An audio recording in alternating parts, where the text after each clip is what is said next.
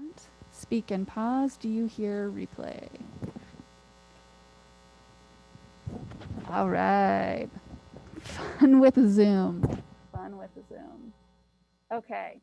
So we're going to wait. We'll see how tables fill up, and then just make our decision based upon that where we move to. I will get started with our, I will make sure and leave us time to talk about the final, which is next week, because, you know, next week is our last class in case you missed the light speed by which we are taking this class. Okay. So next week will be our last week. This week we're talking about accomplishment, also referred to as achievement, and rounding out our discussion of PERMA. All of the aspects that contribute to well-being and flourishing. Remember this? Oh yeah, good times. If you are remote, that is totally fine. That is totally fine. I am launching a poll through Zoom, so if you don't have your computer out and you're not on yet, I need you to hop on and complete the poll. This is not an attendance. This isn't me about knowing where you're at. This is me recording how many students are actually attending. I'm not using this to account for anything, but I plan on passing this on to the university so they understand what the attendance is like, right? I mean, we've gone to great lengths emotionally, financially, logistically to hold in-person classes. And so understanding why students aren't in class, right? Whether or not they're here, and getting some nuance as to why they're not here is going to be important. So if you're physically in class today, make sure and log into the Zoom and mark that as well on the poll.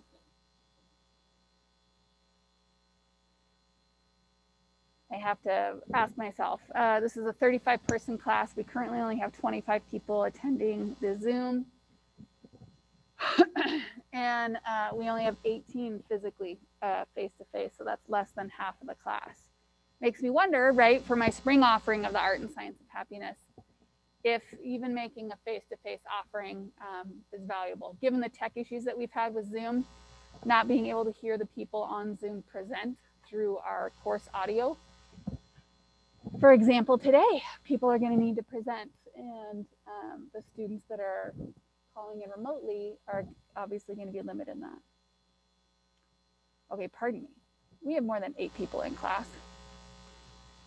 Okay, we still have some people. Oh, we have 12 people in class. Good times. Good times.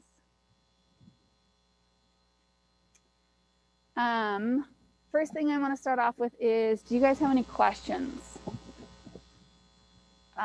from the information that you guys read for accomplishment / achievement? Really think about those two things interchangeably.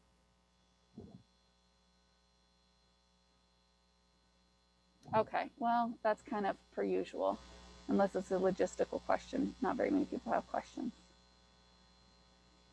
I'm still waiting on one person to sign in. Okay. Got it. I'm just going to minimize it. It doesn't go away for everybody. It just goes away for me. All right. Your final.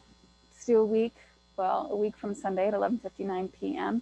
It's going to be available tonight. I'm actually going to make it available right now. Not right now, but by the end of class, I'm going to make it available on Blackboard. And then what I'm going to have us do real time today is we're going to walk all the way through it together. And you guys are going to post comments. You're going to ask me questions. And then I'm going to review them throughout the day and then finalize the document tonight. I do this with everything, right? I do this with all major assignments in any class. I give you guys the opportunity to ask clarifying questions so I can make my instructions better. That's really what I'm looking for, is to ensure that everybody has the same degree of insight, everybody is adequately prepared and empowered in order to complete it with a high degree of success. We will be presenting in class next week. Okay, think about a 4-minute presentation. For those of you that are restricted from coming to campus for whatever reason, you will have to record your presentation and we will watch it in class. So we will discuss all of this in detail. I just had thought that I would hear questions today about that and I wanted to be sure to address it. But we'll get to that towards the end of class today. So we're going to start off with a discussion. The inactions that I gave you guys were, for me personally, some of the hardest ones I've ever done. Really some of the hardest, especially the self-compassion letter. And I have been savoring your reflections and listening to them and getting to hear from you how they've been hard for you as well. Some of you, it hasn't been a difficult task. And I'm always curious as a psychologist, what might be some personality factors or life experiences that contributed to my ineffectiveness in some ways, or my resistance to some experiences. But what I want you to do is I want you to talk, but what I would like for you to do is maybe not necessarily create vulnerability for yourself, but really talk about what were your major takeaways from the experience, okay? You don't need to get into details. That's not, this space is not a cathartic space. We're not here to necessarily process things real time for you, but sharing what you're getting out of the experience, I think is going to be very, very important. So I think we're going to have one of you two move, either Sarah or, and I forget your name. One of you guys are going to need, at least so you guys have somebody to talk to in order to do that. And for those of you who are Zooming in, I'm going to go ahead and put our topic into the chat. Maybe. Okay. I'm going to go ahead and put our topic into the chat, and I will send those people online into some breakout rooms. And we're going to shoot to have 3 to 4 people per breakout room. Any questions before I send you out to your breakouts?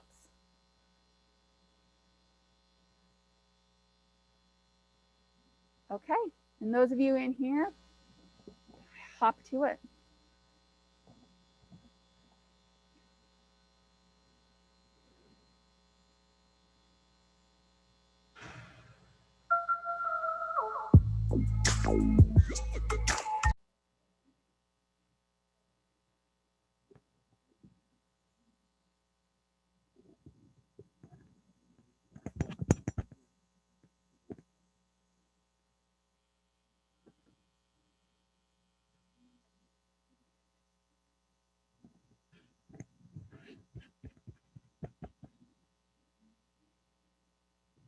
All right, I'm wrapping up the discussion in Zoom.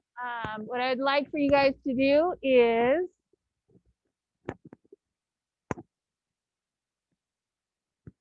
I don't think we're going to do the microphone right now.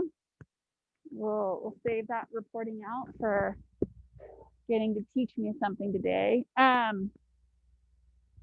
we're just gonna go around and have each table, each person at each table physically in this room, since we can't actually hear the people on Zoom.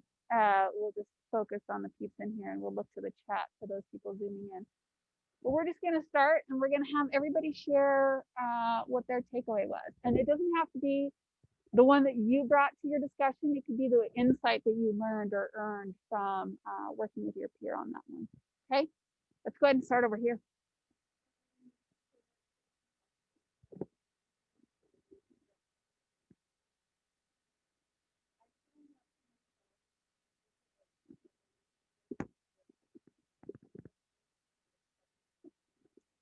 Uh-huh.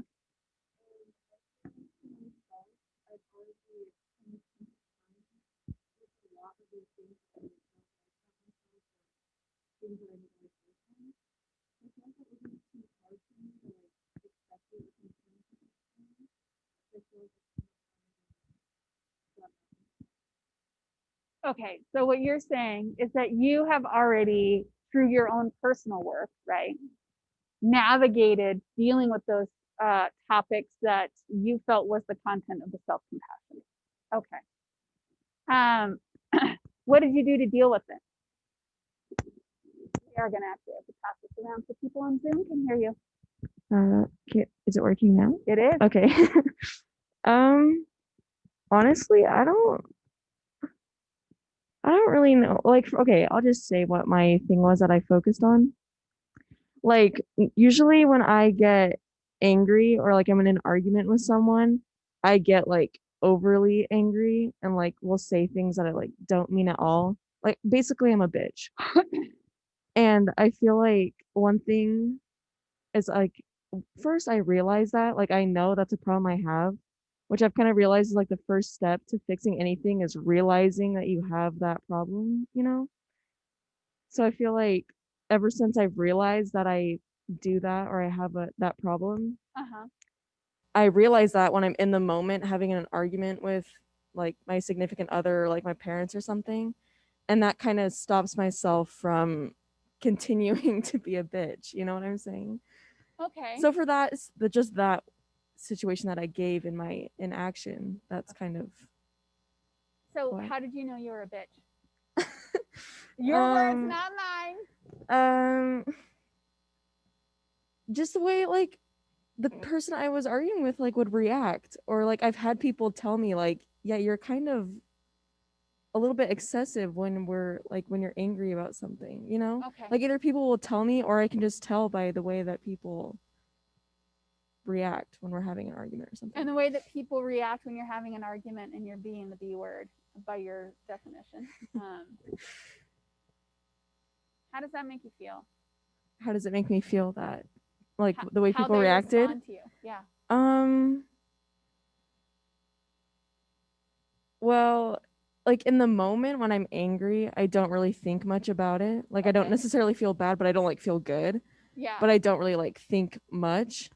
But then afterwards I feel like pretty bad. I like sometimes what I've like realized is I don't like thinking about it because I don't like feeling bad, you know? So Okay. sometimes I just like I don't do it now, but I used to just like not try and think about it. Or like if they'd come to me and like want to talk about it with me, I'd be like, yeah, no, because I don't want to realize that I was like being rude. You know what I'm Okay. saying? Okay. Kind of like that. So the thread that I'm trying to pull on right now, and you're doing a pretty good job of getting us there, but the thread that I'm pulling on right now is that when we talk about self-compassion, right? So often it is us beginning to see our impact on others, right? Because the whole point of this letter is write this letter as if you're talking to somebody that you love and care about. Okay? Like set yourself up, right, to provide wise, loving, caring counsel. And because we give others so much more grace than we take for ourselves. So much more grace, forgiveness, acceptance, tolerance than we give to ourselves. And so one of the reasons why I was challenging you on that is that oftentimes we don't really see how we treat ourselves until we treat other people like we treat ourselves. And then when we see the impact of that, we're like, oh, I don't want to be that person. And so that's what allows us to have that feedback loop for ourselves. So we can be kinder to others, right? And then eventually kinder to ourselves. Unfortunately and curiously enough, one of the things that we know about the science is that we are so much more apt to forgive others than we are ourselves. Period. Like we are more willing to say they were human, it happens. I would have made the same decision with the same resources, but then when we actually do make the same decision with the same resources, we judge ourselves viciously. Viciously. Thank you for that. Thank you for being willing to share. Go ahead. I think one thing, can I share my example or is that weird? I think my example for my compassion letter was something that I'm embarrassed about is that I don't like I feel like I'm alone all the time, but I don't feel alone. And so when I look at other people, I don't ever like think that they're alone too. So just like reminding myself that I have like a few close people that I draw like relationships from, but then I also know other people around me. So just like being kind to myself and like always remind myself that like I do have the friends and resources I need. And if I always want friends, I can make the effort to find them. Just to reach out to them, right? Yes. Yeah. And so, when we talk about this dynamic, this is so gross, huh? When we talk about this dynamic quite a bit, it's the difference between being lonely and alone, right? Surrounded by people, but not connected to people. And then not with anybody, and then still knowing that that resource is out there and not letting yourself sort of stay in that quagmire. That makes sense. Go ahead. Mine was about the same thing as the first person's. I get frustrated really easily, and I've had that all my life. And so I just kind of had to realize that I just gotta not get frustrated and just understand that it's not. I usually get mad at people, like frustrated, even if it's my fault. So I gotta kind of understand that it's not their fault, but it's more, my fault. But I also gotta not beat myself up over it, and So kind of like hang on it. it's not their fault and Mhm. it's not your fault. Well, it is my fault, but I gotta Well- not. But I like when I realize it's my fault, I kind of beat myself up over it more than I should. Oh. So I gotta not, then kind of beat myself up over it. Okay. So like instead of getting mad at them, I would get really mad at myself or frustrated at myself, and then I Yeah. kind of take it out on myself almost. Yeah. So I kind of gotta forgive myself. I guess it's kind of a lot about myself. Well, but I gotta forgive myself and I not, mean, the exercise was called self-compassion, so you're given some latitude there to have it be focused on self. So I just Okay. kind of not beat myself up over that. All right, you want to pass it over that way? Thank you. I don't really know what to say. Just give us the gist of it for you as far as what you learned in your dialogue about the takeaways from the self-compassion exercise, or either exercise from inaction. Yeah. Well, we talked a lot about the future one, where we see ourselves in the future, and we kind of had like different takeaways from that. Like he said, his was like primarily the same, like is what he sees himself in the future, and I kind of just went like radically off in a dystopian future because the future didn't set any like restrictions on like what you could say. It said be creative, so I was pretty creative and did a lot of, I don't know, futuristic things that Were may you not even literary in happen. that experience, or were you honest about your outlook on what the future looks like? I mean, since it said be creative, I said, well, like in a perfect future, like this could happen. Like it's not impossible. Okay, But so a not lot of the dystopian, things probably but weren't likely. utopian. Yeah, I mean, I don't know the meaning of the word. Well, dystopian means shit has blown up and everything is gone to hell, and utopian is optimal world, best case scenario. Maybe a little bit of both. Okay, a little bit of both, right? Which is a reality perspective, because reality has a little bit of both. What did it feel like to think about the future? Like what I wrote, I mean, it didn't seem like it could, like wasn't extremely far off, really. Like it could happen. It's possible. It's achievable. Especially the things that I wrote for myself, even though I like tried to be as creative as possible and like write whatever. Like it seems like most things I wrote I could achieve in my life if I really put myself to it. So I mean that's kind of motivating, inspiring, or Okay, something. good, right? Because that's a little bit of what these future-oriented exercises are about, is giving you the opportunity to see what's available to you, and in some ways get creative and ask yourself, what is it that you want from the future for yourself? I'm going to put you on pause just really quick, and I want to read a couple of the things that have come through on the chat. All right. Say, Kara, breakout number 6, thought that compassion letter was challenging because it forced us to think something positive about something negative we think about ourselves. We thought the future one was easier, but we all realized how we can better spend our time. Tristan, we came up with a couple of points of awareness of your insecurities and why you're ashamed of an aspect of yourself in the first step, and the most in part being self-compassionate. Looking at your issues as if they are somebody else's issues makes it easier to forgive yourself. we tend to be harder on ourselves than we are on others. That's true. The science definitely supports that. And then Ellie shared, our group said that the letter made us realize how we were much more negative to ourselves than we thought.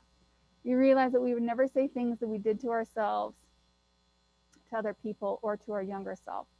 The future one scared us a little because while there are a few things we can make sure we attain, we don't know what's going to happen in life. And that is more true now for the majority of us than I think it ever has been, because we've been thrown such an unpredictable curveball. All right, go ahead, take it back to the classroom. Okay, so we kind of talked about a lot of those things as well. But I would say for me, I found it really hard to like give myself some grace about things that I didn't like necessarily enjoy about myself. Like for me, mine was just more situations about like friendships and all of that have made me feel really shitty about myself. And instead I was like, focus on the friendships that are amazing and so good in my life, because I do have those. And the ones that are kind of like pointless, not pointless, but aren't giving me, aren't treating me the way I need to be treated. Are not as fulfilling, yes. right? It's okay to say friendships should be fulfilling. Yeah, right. And I need to focus not on those and focus on the friendships and relationships that are really good in my life. But it's hard because I'm always thinking about like what's wrong. And I know in one of the articles that was like a thing. It's like we're made to like always be thinking about what's wrong. It's like fight or flight. We're always like thinking about what's wrong. So I thought that was really interesting. And I just thought about how I need to really give myself some grace, and because I always, like you said, we're way more willing to forgive others than ourselves, and I find myself always forgiving like the friendships that have been like treating me not well. Yeah. But I just need to, focus on myself and, give myself some grace, which is kind of hard, but yeah. Which is so hard. I really appreciate that you brought up the physiology, right? Our brains are, the primary purpose for our brain is now to keep us alive. Threats today are very different than the threats of yesteryear. Even if you compare, like, ask your parents and your grandparents, if God willing you have them, what was the thing when you were my age that you were most worried about? Your parents will probably say nuclear war. I'm not sure what your grandparents would say, but maybe scarcity of resources. But our brains are hardwired. The default setting is, it's a threat. What are you going to do about it? Even when things aren't a threat. And that's one of the ways that we get stuck and caught in racial prejudice and biases, because those are the easiest to see. We can also be biased and sexist. We can be ageist. We can be, so many other things. But a lot of other things, right, take some nuance, like religion. Like, I can't look around unless you have some icon on you. I wouldn't know what your religion was. And I don't come from a spiritual background that would be threatened by any religion. And in my brain, I said, normally this is the point at which a student would say, well, what about Muslims? I was like, the Muslim religion does not condone terrorism. So no, I'm not worried about Muslims. I'm worried about terrorists, not Muslims. And Muslims aren't the only religion that get to be terrorists. Christians were the original ones, but we can talk about that another day. The only way we have found our science, and His Holiness the Dalai Lama has expended great influence and resources in order to pursue this end. One of the only ways we can get around the neuroscience, the default setting of our brain, is through meditation. It's through contemplation. Two other ways that have shown to be effective, although don't have as long-lasting impacts, are psychotherapy and medication. But otherwise, it's really hard to get around that conditioning of our brain, right? Just the natural prey response, right? Like, I'm a rabbit and that's a bobcat.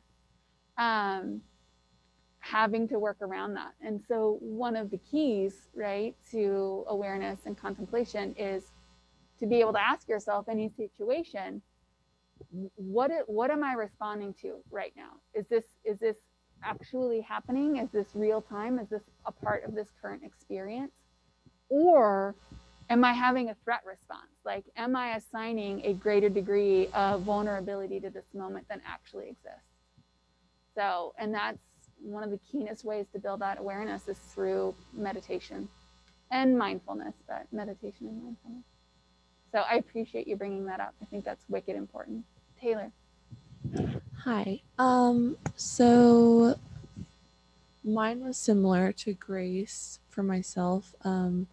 I didn't necessarily think that it was very hard to do the journals or to write a letter to myself and reflect, because I usually do that anyways. I journal pretty often and try to find like what's bothering me, how my insecurities are falling into that, and how I can like meditate and get a better feel of like how to solve the problem.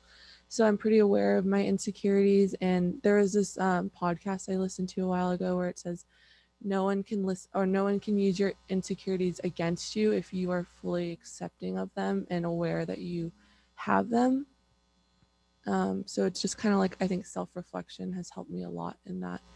And yeah. Okay, so you didn't have any resistance to this exercise. And it sounds like, you know, similar to the earlier share, having done some work, having already considered yourself and maybe had a practice. It sounds like you have a journaling practice that allows you that reflection, but taking the time to be intentional in that understanding for yourself. That's great. Okay. Hi. For me, I thought it was really beneficial to do the future self exercise and to just visualize myself and what I want to achieve in a year, 3 years, 5 years. Just because I feel like a lot of times we go through like the motions of our day to day lives and don't like take the time to sit and actually reflect where we want to be and how we're going to get there and the steps we need to take to get there. Yeah. So I thought that was really great. Oh, so you just leaned into the experience, period. You know, you just sounds like you were glad to be a part of. That's great. Thank you. Thank you. You guys get the handoff? Awesome. Thank you. It's like a relay race. For me, I thought it was really interesting for like the first exercise because like my issue, I guess, like people have told me about it in the past, but I guess I didn't really recognize it until like this year.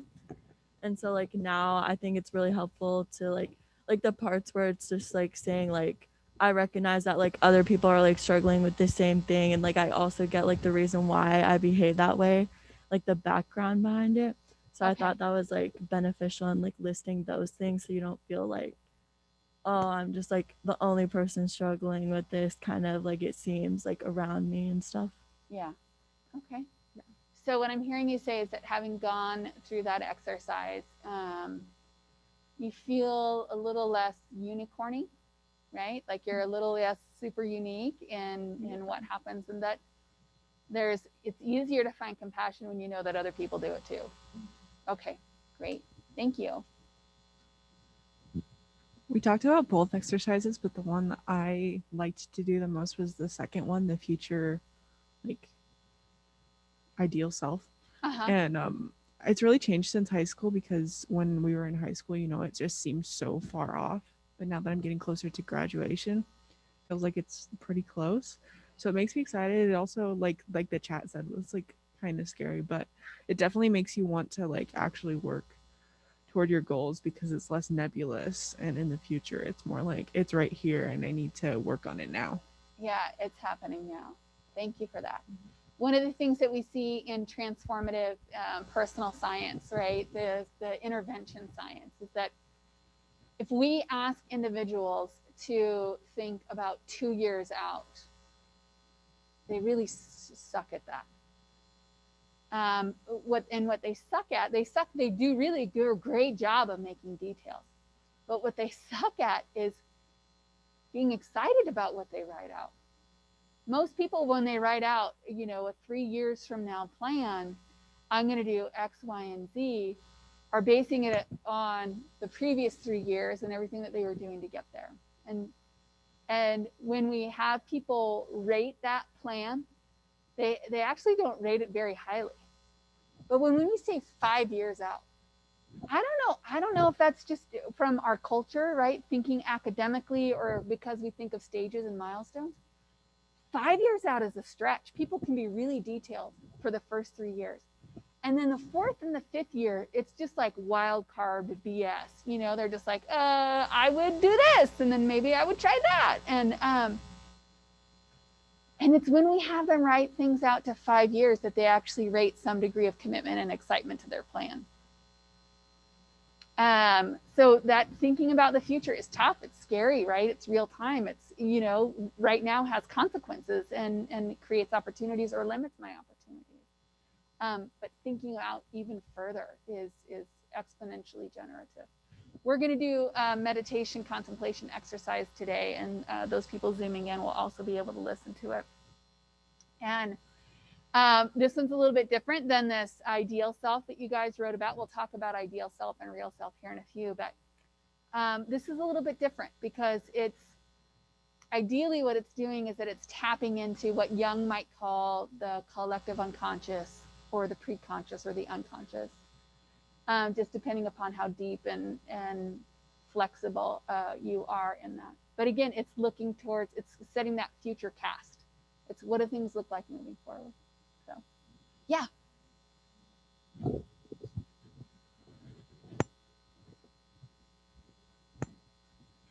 Thank you for that. Go ahead. So for me, as I was mentioned before, sometimes I'll negative aspect of myself that I like to focus on is sometimes I'll move to anger a lot easier, or I'll be angry about one thing, and then for some reason I'll be angry about a lot little other things. Like I'll be stuck in that negative emotion for some time. It's hard to get out of it. Like for some reason, I'll be angry about one thing, then another thing happens, and I'll be angry about for some reason. So I feel like I need to focus on that. Feel like need to take a big step back, focus on what got me angry about that, and try to relax and find out how to keep myself calm before anything like that happens before I get angry, that sort of thing. Okay, so you almost used it as an emotional behavioral regulation opportunity. Okay. And can you see the connection with the biology, right? The stopping the negative thoughts or the reactionary thoughts? Okay, good, awesome. All right, can you guys manage that? Brilliant, thank you. So what I said was more difficult for me out of the two was actually the visualizing your best ideal self exercise. And I think for me, I started writing a lot about my career goals and my financial goals, but then I started writing a lot about my family goals and how I want to be a really involved mom. I want to have a really strong family bond. And so I think for me, I kind of came to the realization that at some point in my life, I might need to prioritize those. Not that you can't have both a career and a family, but I think it would be hard to be super dedicated to your career while also being really involved with your family. And so at some point, I might need to just be flexible on those goals a little bit, give myself a little bit of grace and kind of prioritize what's most important to me. And so I think it was kind of hard for me to balance those in my head of I really want these things in one area of my life, but I really want these things in another area. And not really sure what that looks like down the road and how I'll be able to balance them. So it was hard for me to kind of have to think about that. How does that insight feel now, thinking about just your life right now? What's a parallel you could draw? I don't know. I think I've always been someone who's social life is pretty important to them, but also school. And so I found a way to balance both of those and have always had really strong friendships and have been involved in different activities while also getting good grades and pursuing those career goals still. And so I think in a way I know that I'm capable of it. It just does take sacrifice sometimes on both ends. And, there are nights that I want to hang out with friends that I need to study. And then there are nights that maybe I should have done a little more homework, but I chose to spend time with a friend that needed someone in that moment or something. So just being aware that you might need to sacrifice from time to time, but that it's manageable if you have that mindset. Will you entertain me with a reframe? Instead of sacrifice, what if you use the word balance? Mm-hmm. Right? I mean, because even in the statements that you made, I think the important nuance was that there would be times when the scale of school would be heavier than the scale of friends, but then there's instances where the scale of friends is a little bit heavier than the scale of school, and it's okay to reprioritize to make sure and keep those things in balance for yourself. And the balance is never qualitative. I mean, quantitative. It's always qualitative. It's always about your judgment regarding the situation. And I'll tell you just as a personal aside.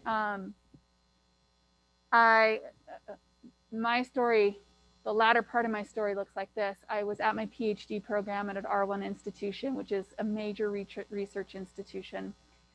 And I got pregnant the first month of my PhD program. I mean, I was on track to become a hardcore researcher, live and work in DC, help write legislation, you know, work with lobbyists, things like that.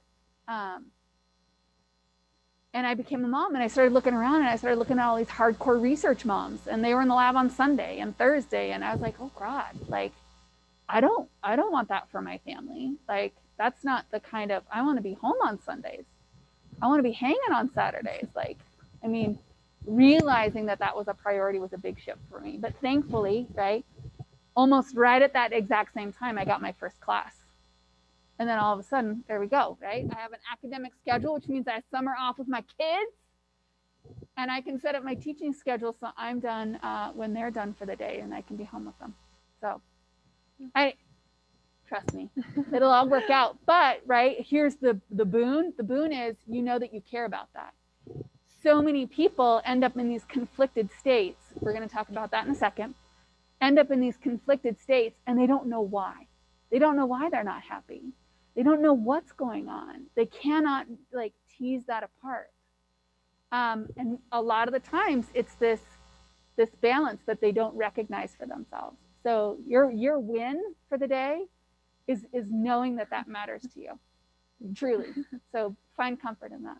The rest of it will take care of itself. All right, Sarah, you're last.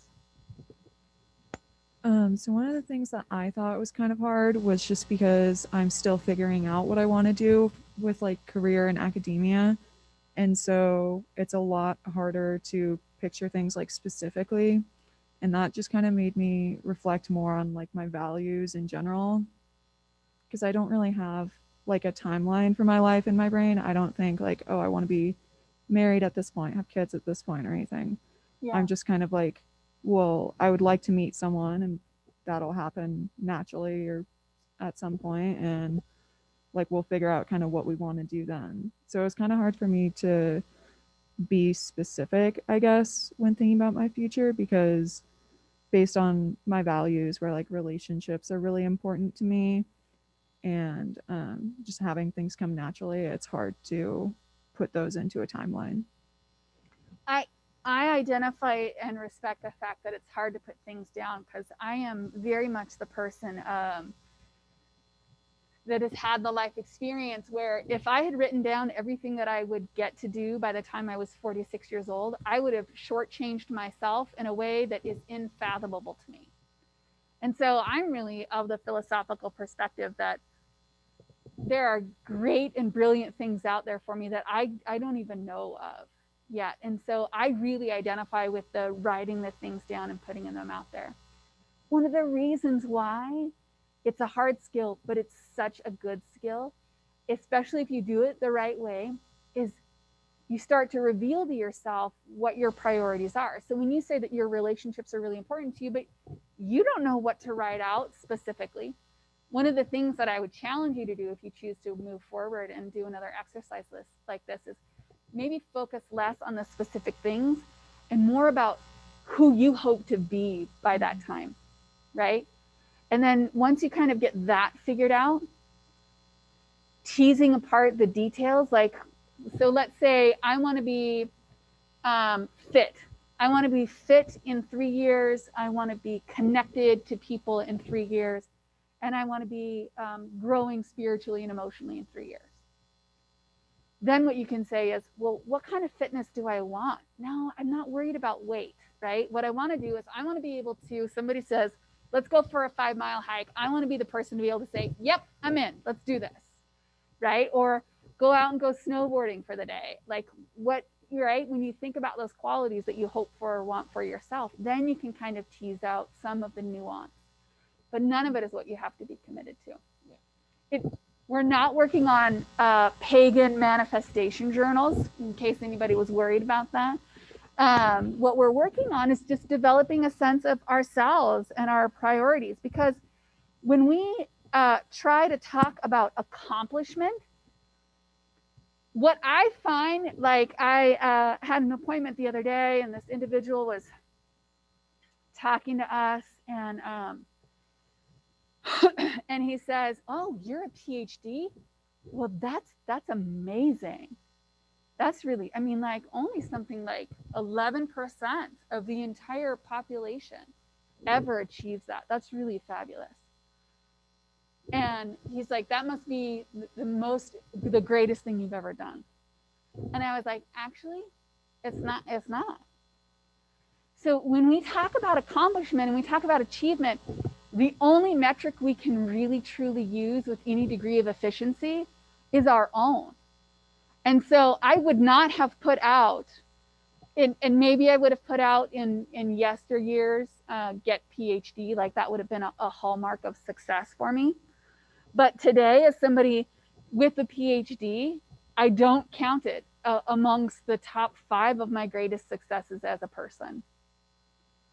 And so the reason why these exercises are so important is, and this is a conversation for a whole nother class, but we cannot ignore the impact of our culture on how we quantify our success, how we qualify that. Our culture has an undue influence on what that is. I've been a part of this program. I got trained on this protocol 2 summers ago. And one of the things we have to do is we have to write out these 5-year Odyssey plans. And I know Taylor's done one, several actually. For those of you, here's a quick plug. I'm teaching a weekend workshop in October, the 23rd and the 24th. It's 9 to 5, Friday and Saturday. And it's called Design Your Life, where we actually go in employing life coaching principles, intervention principles, positive psychology principles. And we really try to help you figure out what you need to do at college, what you need to finish up, what you want to look at in order to prepare you for your next steps that you see for yourself. And Taylor had taken the workshop last spring or last fall? Last spring, yeah, the 5-week session, I remember. Thank you, Taylor, for the plug. So as part of this protocol, we have to write these things out. And they make me crazy for the reasons that I was saying earlier. Like, I don't want to set these things. But what I had found, so I wrote one June 2019. And you write out different life plans, 5-year life plans. And on my wild and crazy life plan, right, I had a few items. Well, those items are now things that I'm doing today. But they were wild and crazy a year ago. They were so far outside of the box. They were counter to who I thought I was. And being given that latitude to just write the most random things, right? I found that when I did that, I was moving closer to me and further away from what I thought I should do, what I thought my culture was telling me made me responsible and productive and contributing. So what I'm going to have you guys do is I'm going to have you work together. This will be our poster board as a table or a Zoom chat. You're going to write up a set of directions for accomplishing your goals. Okay, so we're moving from our inaction and we're moving into our content and kind of reversing things a little bit so we can make sure and get to the essay and have the discussion I hope to have. But what I want you to do is I want you to write out a set of directions, right? How do we accomplish goals? Okay, pulling from the readings, pulling from podcasts, pulling from exercises, pulling from that really long list of content. Bring together and give me directions, okay? So this will be sort of your teaching modality for today. Questions about these directions? Oops. Oh, come on. All right, Zoomers, I am going to, I didn't mean to do that. I am going to send you the instructions and put that in the chat so you have access to that. Those of you on Zoom, do you have any questions?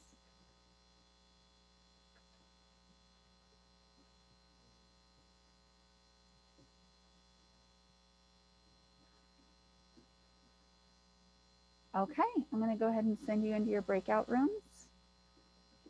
And you guys should probably think about, you could actually, why don't we do this? Why don't you plan on taking about a 7-minute break and then coming back and have the discussion, because we're at our first hour. So take a break, but we'll plan on being back here together by 9:15 or by 10:15. Okay? And I'll just check in to see where you're at. Zoom, you got it?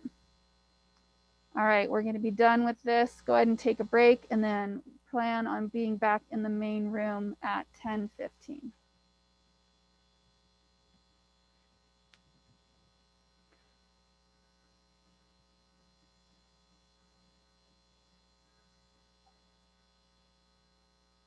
Okay. Go ahead and grab your microphone. Okay, so these are our steps to achieve your goals from the readings. The first one is think about what would fulfill you, not just like what would make you money or make you like famous, but actually what would fulfill your days like for the rest of your life. And then write down your goal, because that was part of the articles too, like scientifically that makes you like actually do it. And then break it down into smaller individual goals so that you can kind of complete them along the way. And then be able to address like why the goal is so important to you, because this will help you and motivate you like while you're completing it, because if it's not important to you, obviously you won't put time into it. And then make habits that assist you in reaching your goal, so like working on it every day or setting time aside for it every day. Maybe like if it's a fitness goal, making sure that you spend like at least, I don't know, 30 minutes or whatever working out every day.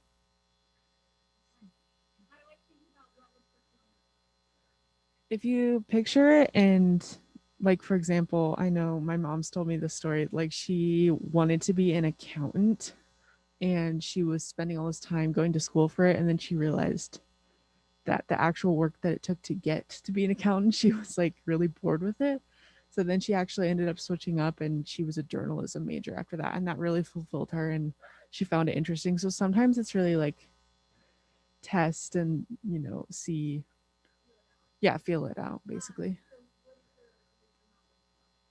So she's a writer for Micron.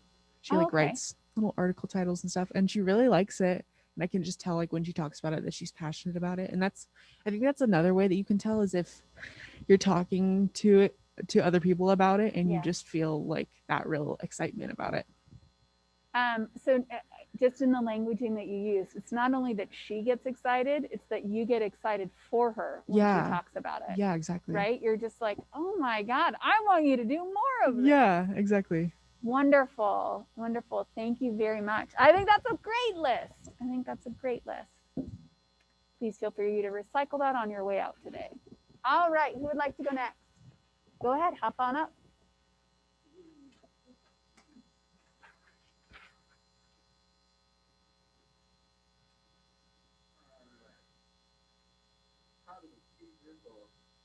Grab the microphone so the people at home can hear you. I did not, which, Thank you. there we go. Me. How to achieve your goals. Step 1, find a goal. And a lot of the articles were saying like it doesn't have to be like a huge grandiose goal, because sometimes if you like do that, it could be like, cause you anxiety or stress if it's too much. So it doesn't have to be huge. But then break the goal down into more manageable steps, and then you can break them down even further if you like, just so you have an actual like game plan of what you're going to do. Set up an environment to make it easier for you, because if you're like surrounded by chaos, then likely you're gonna be producing more chaos. It's gonna be hard for you to focus on the things that you want to focus on. Surround yourself with people that help you achieve your goal, which is kind of similar to step 3 in a way, but if you surround yourself by like-minded and inspiring people, it's gonna make you want to be better and to, reach for the stars more. Make the goal more appealing to you. So like if the tasks of, like uh, she was saying, like her mom didn't like the stuff that she was doing, so she changed it. But I don't really know how to expand on that. And make it a habit. Step 6. So you just keep practicing and doing it every day, like set an alarm or something to remind yourself to keep practicing, achieving your goal, and eventually it'll just become part of who you are. Okay, I'd like to go back and I would love to hear an example or at least a scenario that would help me understand what you mean by set up environment to make it easier for you. I mean, like doing your homework sometimes. If you like try doing your homework in bed or something, doesn't always work out as well as you might think. It's easier if you like set up a desk and you have like a clear area so you can like focus on what you want to focus on. Okay, can you give me a non-academic example of that? How to set up an environment to make it easy. I'm thinking academically right now. All right, how would you apply it to a goal that you have for yourself that's not school related?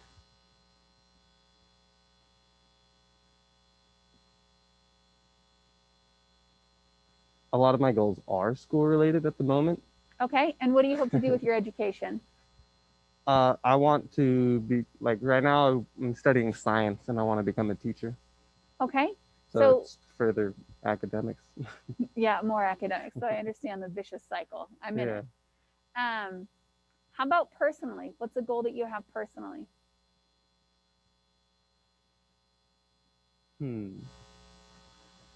I don't. I'm pretty content with the person that I am and stuff. So I don't really have like tons of goals. Okay. Very much like that. Can I'm you like be content with for. who you are, but still be striving? Yeah. Okay. I'm not really sure. All right. What do you plan on doing when you're done with your bachelor's? Well, I'm gonna get like a teaching certificate as well, and then I hope to get a job teaching somewhere. Do you want to stay in state or do you want to go out of state? I'd rather like Boise, so I mean, I'd rather stay in state. Okay. Would you stay in so just in the state period, or do you want to try to stay in the valley? Probably in the valley. Where would you live in the valley? In Boise. I don't know. In Boise proper? Yeah. Okay. Would your living situation change from what it is right now? Yes. Okay. Right now I'm living with like 2 roommates and they can be like messy and I don't know. All right. So could we say a goal is for you to have your own place? Definitely. Excellent. So how might you set up your environment in order to make that goal easier for you? Well, just get a new place. Would be setting up that environment. Why don't you just do that right now? Because I don't want to leave my roommates hanging. They're just, they're even though they're messy stuff, and I don't want to leave them, without a third roommate to help pay the rent at the time. And they are my friends, so I gotcha. Mean thing to do. Okay. So what change could you make in your living situation that would make it easier? That would make it easier to move out? No, just easier for you to be there. Oh, I clean a lot, sort of. And they don't clean as much, but like when I do clean, it makes me feel better about like the space I'm in, and it just makes it easier to focus on other things. So. Oh, good. So the cleaning isn't overwhelming. It is sometimes, because I seem to be cleaning sometimes more than they are. We have different levels of cleanliness, and they don't always match. Sometimes they're cleaner than I am. It just depends on the week.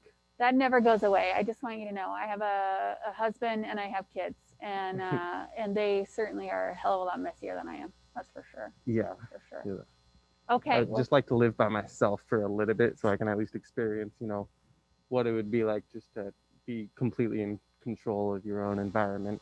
Yeah, it's pretty delicious. It sounds really nice. Yeah, it is.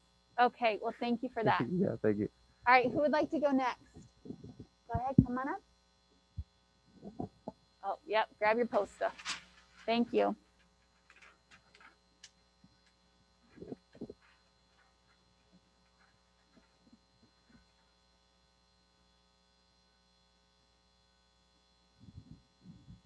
All right. So for us, we kind of went with setting a large but specific goal and then breaking that down.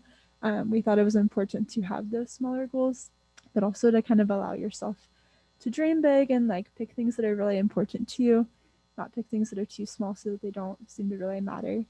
So picking that bigger goal and then breaking it down into those smaller goals. We talked about kind of setting up that environment by mainly eliminating distractions and then also making sure you have the resources you need for it. So like I know a goal of mine is to start cooking more food so I don't eat out as much. And so a good step for that would be just making sure I have food in my fridge or making sure I have recipes on hand, and maybe eliminating the distractions that would make me want to eat out. So maybe when my friends are going out to eat, making sure that I have something in the fridge to eat instead. And then involving others if possible to hold yourself more accountable. So an example of that for me is like my roommates and I have talked about cooking more meals together. So just involving other people so that I am less likely to fall back on that goal, and also just having accountability. So asking people to check in on you, ask me how often I'm cooking, ask me how often I'm doing whatever it is I said I would do. And then talked about kind of having like a timeline for yourself. Again, breaking it down into like the smaller goals, telling yourself I'll only spend 15 minutes a day on it, but at least I'll spend a little bit of time every day on it. Kind of setting up, it's helpful for me to set up different things I'll do every day. So tomorrow I'll go grocery shopping. Day after that, I'll pick out some recipes, kind of breaking it down by day. And then identifying why the goal is important to you. So for me, cooking, it could be saving money, being healthier, and also just wanting to get better at cooking. So I had that skill for my future.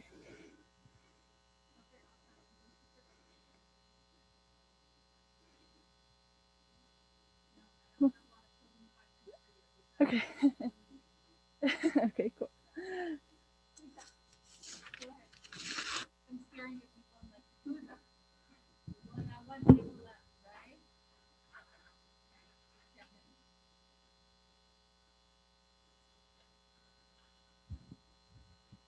Alrighty, so our steps were a lot similar to the other groups, but our first one was state the goal, what do you want to accomplish, and write it down, and then break that goal into smaller goals and steps. So what can I do today? What can I do tomorrow when I wake up? What can I do by the end of the week? And then visualize why the goal is important to you. So see why the goal is important to you and then what it will mean when you accomplish the goal. And then also talk about setting up your environment. So having that safe space and managing your time is part of that too. And then we also don't always achieve every goal. So accepting failure happens.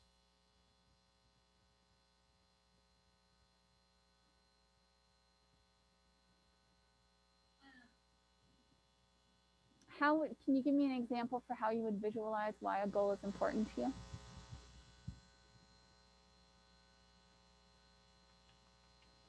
Currently, one of my biggest goals is that I'm still new to my being a manager at my job. Mm-hmm.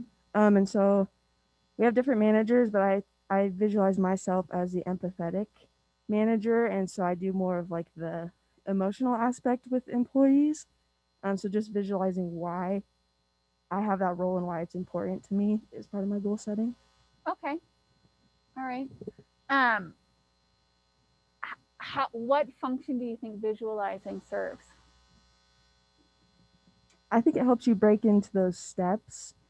So I visualize this goes into this step I want to accomplish by the end of the week. I want to visualize this step to finish within the next month. And that just helps you break the steps to help you build up your whole goal.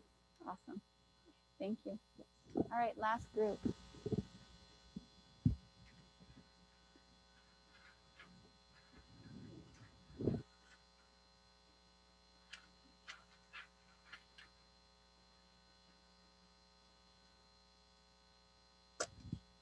Alrighty, so yeah, pretty much the same as everyone else's. Of course, here we go. Okay, so we said zone in on precisely what you want to do, write down your goals, break it down into short-term goals with baby steps to work toward your long-term goal, set up a positive environment for success. So part of this, something in the article said about like obesity. So like if your friend becomes obese, you're like 56% more to like become obese just because they're your friend, and like you do like whatever they do almost. So I thought that was like really interesting. So part of it was like, if they're not going to help you be successful in whatever goal you have, don't be friends with them. So I thought that was kind of interesting. So involve others and share your goals with friends. Makes you more accountable. Ask yourself why it's important. Develop a can-do attitude. Have a growth mindset. And reward yourself after achievements is really important. And then make it a habit and a part of your day-to-day life.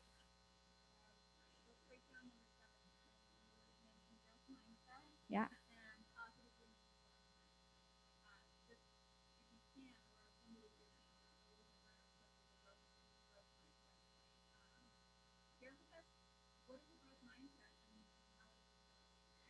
Yeah. So in high school we learned a lot about growth mindset. Like it became I don't know, like a really big part of our high school, like my sophomore year. And we would always have like little discussions about growth mindset and always being like positive with yourself and not like have that negativity. And basically just setting yourself up for success. And then going along with that, practicing self-compassion, which we already talked about. You really do need to reward yourself after achievements, just so you kind of have, I don't know, like a greater, like your self-worth can just be a little bit higher. You feel like good about yourself. Yeah. Okay. And what is a growth mindset? Well, I mean, I just think a growth mindset, you have to, I don't know, it kind of says it in the word. It's like a growth mindset can be like just staying positive about a goal that you have, and developing like lists of things of how to like get there. Okay. And like actively trying to follow that. I don't know, that end goal and like how you can achieve that, and being positive and reinforcing it in a positive way. So one of the nuances that gets lost a lot, especially in high schools when they talk about growth and fixed mindset, is that a growth mindset is also going to have failures happen, but those people are so much more resilient because they take that experience and they focus on what they can learn from the failure rather than being bogged down in the actual experience of the failure. Yeah. And we talked a lot about like cheating in high school. So like focusing not on like cheating, but like it's okay to fail.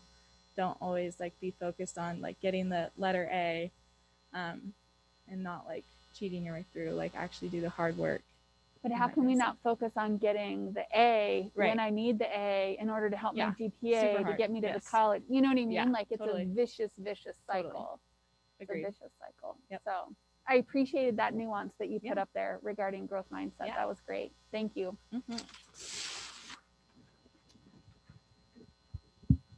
Okay. Uh-oh. The chat blew up. Okay. Looks to me like there's a lot. Make it part of your identity. That is something unique.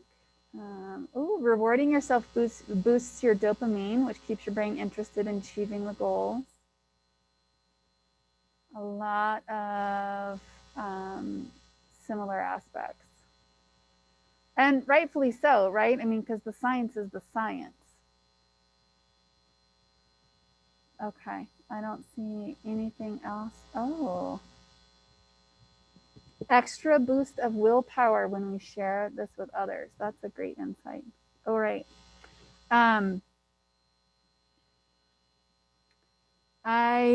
We're gonna shift gears a little bit, and I wanted to talk to you about the real, ideal Come on, mute. I had those off so long that they turned off. Okay. The real, ideal, and self-discrepancy. And so this has been an area that I am just wicked excited about right now. So in the humanistic psychology, which is having a resurgence of like anything I haven't seen in a really long time. So humanistic psychology believed that we had a real and an ideal self. There was also an ought self and a should self, and sometimes the real self is referred to as the actual self. Okay, just to make sure that you guys have all that language. And because I can't make any assumptions about what you learned or didn't learn in your Psych 101 class, I didn't even teach this in my Psych 101 class until just recently. But the real self is what's happening. Okay, the real self is exactly what's happening. It's what we do. It's what we know. It's what probably others could tell, talk, or say about us. The ideal self is this conceptualization that we have that is an amalgam of all our hopes, dreams, and cultural expectations. And so typically what happens is there is what we call a discrepancy, a self-discrepancy, where the real and the ideal, there's a gap. Okay, and I'm going to call this one the ideal because it's higher, right? And in our context and in our metric, you know, anything above is better. So this is the ideal and this is the real. Well, the midlife crisis, right, is all about there being a big gap and then the person having a reflective moment and saying, wait a minute, look at this gap, okay? And the midlife crisis actually isn't statistically validated. And the reason why we know it's no longer statistically validated, because now we have the quarter life crisis, right? It's something that you all should be going through between 25, 27 years of age, where you will also take a moment and you look at your life and you say, wait a minute, I want to be up here, but I'm down here. So then what happens is we fight for congruency. And that congruency is where we bring those two things closer together.